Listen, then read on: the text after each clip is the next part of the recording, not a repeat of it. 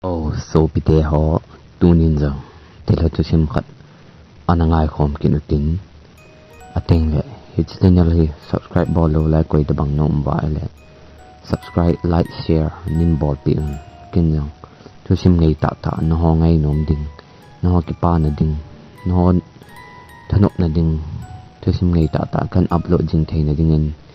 in ki thopi win te a kong tau hi tuôn thơ xem chân lụt tàu tệ in sung khát hi ở mình hi cha cho nu pa ni hi mình ở tên lệ cha pa khát anh này hòn nu pa tên ni là gì pa chân office anh tông hiền hi chỉ office anh tông na to chân ai in cho cái gam lại vào gì hi chỉ office anh tông na con vel là khô sung họ chân in bara anh họ tan hi lệ wang phat pin in bara khat an mui hi chilai chun ki chon lu dingen aji nu to chapa kom sun thu sen aji mama le ki chon lu ding ga vet diu tin ki ho la ta ven hi aji ngi phanin hong ven in chu hong ve ven hi le aji nu chun nom sama ma in mi ho sa te hi ji ma chun hi ji a in mut long chu koi ma ta lo ding jin chun in nei pa te chun ong ke ho pai pai in bara lowa hoi ta agam puma chu ki so pai pai ding chun ong ke ho la ta wen a hi ti in chun te se khat an no men te se pu ta chun in nei pa chu ke ho wen hi chi ai in ki cho ding pa chun te se pu kom chun he pa idinga in hi banga no ma na zu nom hama tin sen ha le te se pu chun boy ke hi koi ma nya pi pon ka changa in tabe be me ka ve sui zo pon hi ji chun hi tin hi zo do a gam pa ma ka tu pa ko ma nom ta gom di ka ti ta ye tin sen ha le hi chi in ki cho go pa chun o ati yang la la he pa tin ima sa age pon in chu kila ding chun ong ke ho hon ta ne hi in chu kila ding phan ma chun a na o a in lui lang wa kon chun ane go ho cho an ki po phe wen chi in tha chun ong koi lu pan ta wen hi amani jo hoi ten paper and sign ki bol to hanin te se po chun a sei chai phanin thil document su to ding se su to chai phanin a chi do go tan te se pon number kha pen hi chi boy ka number hi chi na hi yam te a boy na ha sat na to ni ting lew chi number hin in ko lang in he sa wen atin number khat a pen in ki chaw ding te chaw ti chun ada la ta ne hi chi pasal pa yang hi chi sei chaw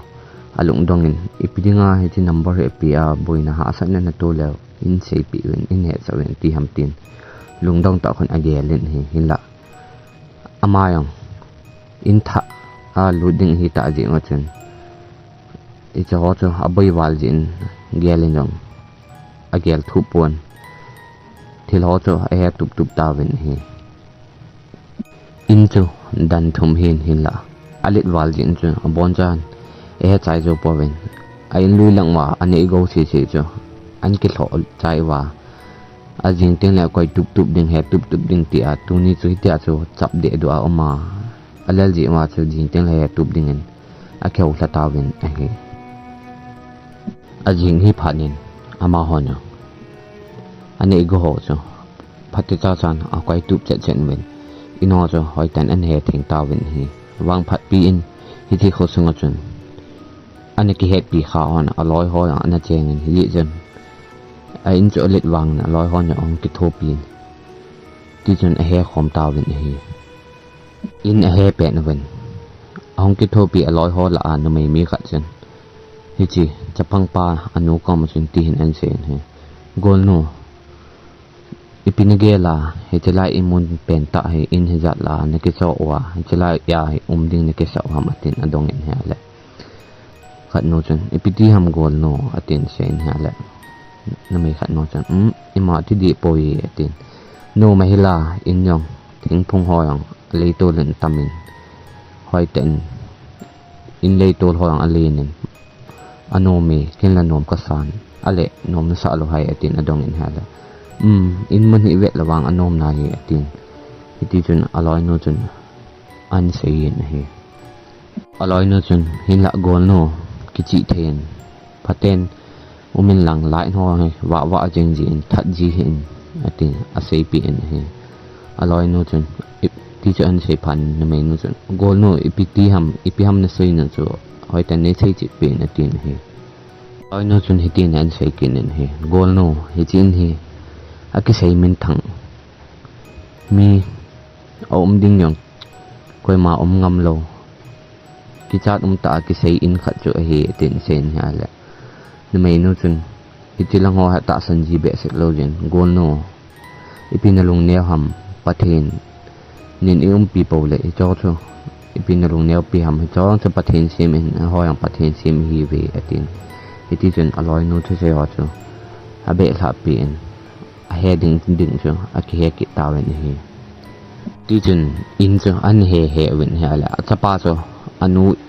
in he nan masang sang chun khai jin anun a he gu na lai ho chu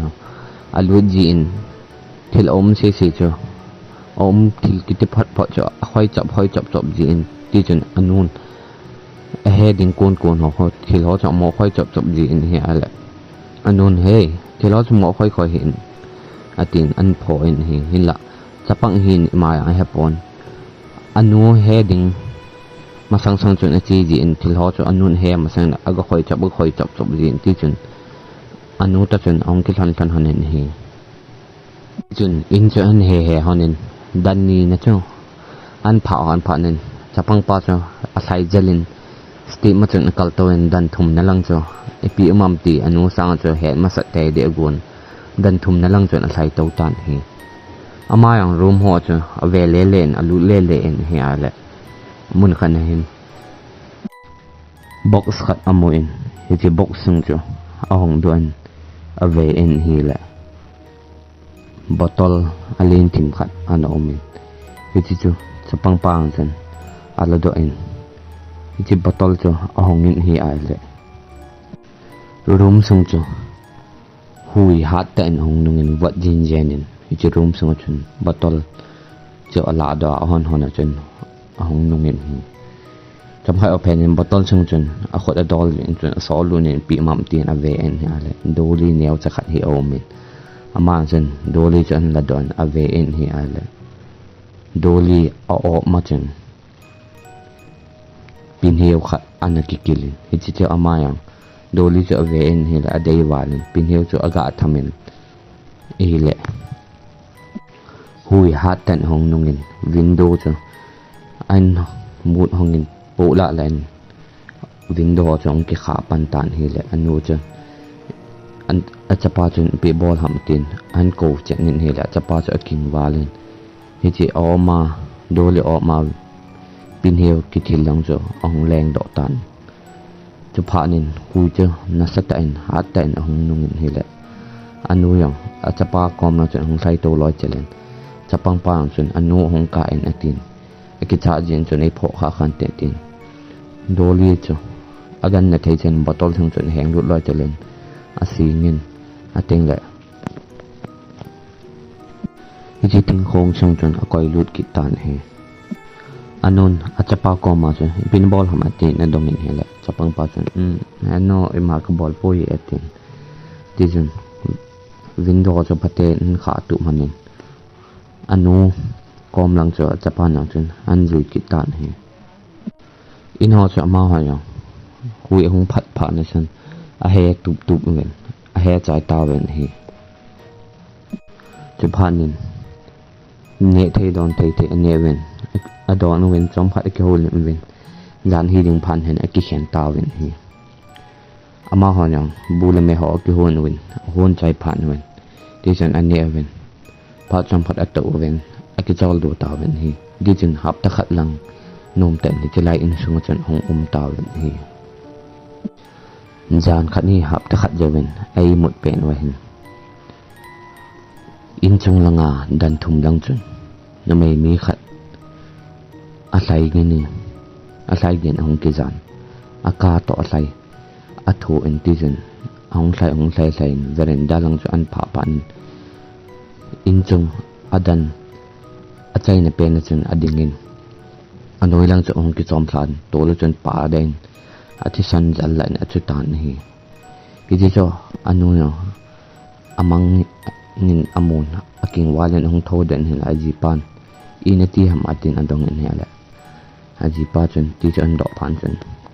aji nu chun amang chu sai pi in hi hala aji pan namang chu ima te ponte namang chu namang he jing hi mukitan atin ai mut phat sa kitan ai jing ko ong wa tan hi le aji pa yang chi ne dingin bo ani in office lang chon chi ne ding ki tan hi anon yo pam langa polanga thil he tup te invel ha cha he tup domin asung nim men hi chupe na cho achapa cho in sung langa achanga da sa aman polanga thil he tup te he tu hi achapa cho khat vele ong nui ji in khat vele ha pen hong pen ji in ti chun mi chapang dang to ke dai bang khon om ji in a hi hitia om jing phan chen nu yang cho lung dong in ka chi lu nen chapa cho ve en hi le koi ma cha lovin achanga chun ake hovin khat vele nu in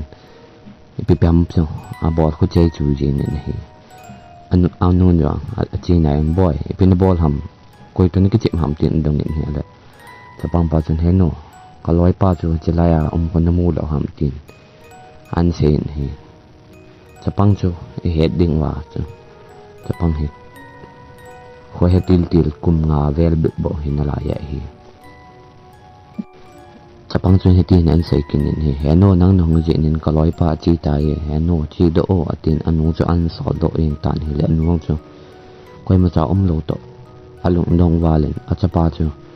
a kol cha be nin boy bin sei na ham atin a ang koi tan hi hin la pha cham khai openin chapang pa chu ima ti kilo phanin thla do kitan man yang hi chi thil su chu ani gel thu pon hi phalan kho chi dung join jan hung hi kitan aji pat yong office a kun hung kile kitan bu ane ven ane chai phan ven cham phati chen to kin ai mu kita ven hi jana chun hi chi chapang pa anu chu ang tho den ba rom lang a chi in hi ale ama sang chun nu mei khat a chi in ama na hi tin mei nu chu a ve en a hovin koi ni ham hoilan chi go nam ipin bol ham pin gu gu nam atin gu cha ho hi san ti chu a hovin hi tin mei nu chi na lang chu ama na an ju ye nen hi tin mei nu chu ama a ho jing hin la na mei nu chu han ho mo pon ama a ju jing baru ma chun ji lu nim baru ma chu ama alut go na hele no mai nu chun chem khat an kila don ama le ma ti chun hi ti no mai baru ma aju lu nu chu ama la ma ong ki sun chen de in hi ti chun ama le ama thi san nai san ong ki so in achang in su sai ang ki bol anong ki tha tan hi le ama no hi ti mo chun aking walen ong peng in hi ale lum na kun ong peng khang kin aji pa yang ong pen phan chun aking wal be chen ipiti hamatin ong tho dan di no so dong kin hela kamang ase itin amang chu sai pi in hele aji pan paten ton ke man lang hoi tan i mu in atin azol lung damin ai mu sakitan hi angai na bangin jing kho ong wain achi ne diven to ne diven di chu in sung nga aji pa ang cha office ne kichi kitan amayang ina omen ata pa vet su to invel he ting ho so kop ji in hi ti jan ting le hoi ta ki chol do thei ji lo in chen amang se ji in chen jan ting hoi ta ki chol do thei ji lo in chen amang ai mu su le ji in hin la i mu na man pha ang so nei ji pon hi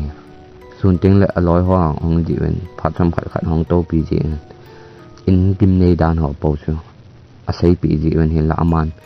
hi in he adei chan wa ke ho lo na te ding wa asai u hin te tin aloi ho thu sei chu agel kho ji pon hi chapang pa ang chu ni khat ni angai na banga achanga da sa teng le chapang khat to ke chi ma anui chika ka bang khon ang umpan ki ji tan ma chi do na ga ve ji a hele ema cha na ti ki ji pon achanga thit be chan nom ki ji in hila ada sa teng na ti chen angai na banga nong ki jin chi na cha ma alungel alung mit ay mu thei ji lo na lung ha gel ji wala kalungai ti kamu ji hin te tin ama yang gel kho tapon bol di chut ki bol ji tan hi zan hung ki tan aji pa ang office a ko nen hung ki tan bu ane ven ane chai phan ven tv cham hada ve ven zan sot phanin e modingen rup na wa hung ki ta ven hi zan ai mut lang wa hin na mai mi ni hin lup na imu na mai mi khan hi khawin alol cho khit honen ateng le hichi siling chunga fe na chan ada cham loin hichin nu mai nu cho nu mai mi ni te ne chan a khai li honin ti chun kon hin kha khom honin an da hlon tan hin hichi ama hichi cho amang in amu in ti nu mai mi ni nu mai kha khai li hon cho amu mo chan ama ya ong khang do in aji pa cho su khang kin aji pa kom je sei kin ale aji pa yang chan iti tula anamang se yang ahamatin aji no cho zolung damen ai mu sa kitan he aji kan amania akeu hanen he amang ho chu tula non chala amang hung se jing pha na chan hichi aji pa yang chan aji no cho achangena moda sa anom tapun he hela aji nun office aji lo thei hi lo in asol te hi tijun aji payang ama nop lada be men jinun ha seiwal phan chun office lang chun chi kin palen kho chi dung ruan jan hung kitan mayang in lang hung kle an ji nu to chun bo ni khom ve ai mo kita wen ai jan ai mut pa pet wa hin aji nun amangin acha pa so ai mo na wa kon na chun a tho de atin le step ma chun akal to wen ni khat ni in athi ni wa amu na lang room chung lang chan akal to tan hi ti chan chapang pang cha achi in room chung cho alun phanin kon hongin ti jun kon hongin room chung chun na don in box cho amanya hongin box nga bottle cho la doin bottle long cho hong kin bottle sunga doli cho amanya han la do tan hi hichi an la do chun room sunga lai o se cho ong phela ala panta huile kol phet hong ki tho in ti jun kot hoang cho an mu hong la ala panta hi hui chan cham phai open hin chapang pa ma sang lai ta chun mi na mu de nga yong dei lo ta nu mai mi khat asam ba le lu na amai amit thisan kai de du poma mel se ta amasanga ong din chu tapang pa chun amu phanin akichawa la hong peng in hi ale anuan chu ong khang do in aking wal be san aji pang cho kidang sanin heti chun aji num hong pen na chun amayang ana to do pai tan hi aji pang chun lung don ten aji nu cho ave in aji nun yo ave lelen hila achapa cho mu lo phanin aji pa kom chun asein achapa hon cho hol hon tan hi ta sadam mona neu cha cha kinai ji in akya pau thei pon hi ji chan nin het him diwa khong taw hi parwan hi chan chun chai taw ti sim apat na pa chai ne ge nen ngai ji na chunga ke pa thu kan se ating le ni ki tho pinaw we sa nan like share subscribe bol pi ding comment bol pi ding wang ni hai ji hi wo thu sim aban na nga ki taw te